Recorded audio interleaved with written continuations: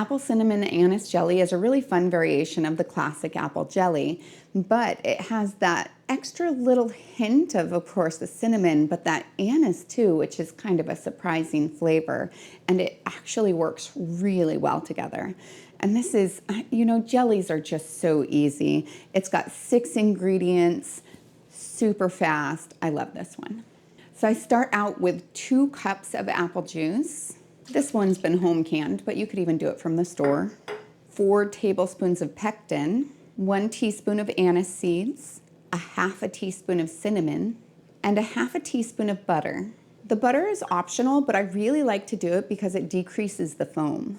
I also pre-measure 3.5 cups of sugar, and I'll set this off to the side. And I'll place this on the stove and bring it to a boil. Now that it's come to a nice boil, I'll add my sugar. And I want to add that all at once because if I take the time to measure it at this point, it can be an issue just because it can burn while I'm measuring. I'll mix that sugar in really well and bring it back to a boil. Now that it's come to a nice boil, I'll set a timer for 1 minute.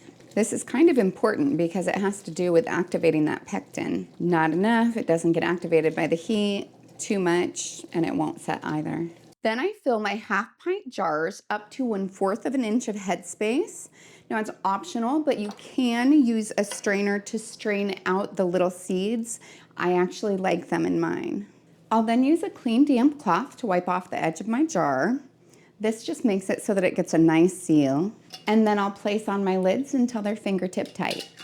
And then I'll place these in the boiling water bath and process them for 10 minutes if I'm at sea level, but I'm at 1,200 feet, so I'll process them for 15. I'll start my timer after it starts to boil.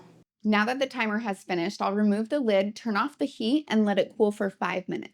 And then I place them on a heat-resistant surface about 1 to 2 inches apart so that they can cool down well. I'll let them sit there for about 24 hours until they get a nice seal. You can tell that they're sealed when the little belly button in the middle of the lid depresses down. Then I'll remove the ring and wash the outside with warm soapy water, and then I'll store them in a cool, dry, dark location and use them within the next 1 to 3 years. So I don't have very much left for a taste tester, but with something this sweet, generally it doesn't take much.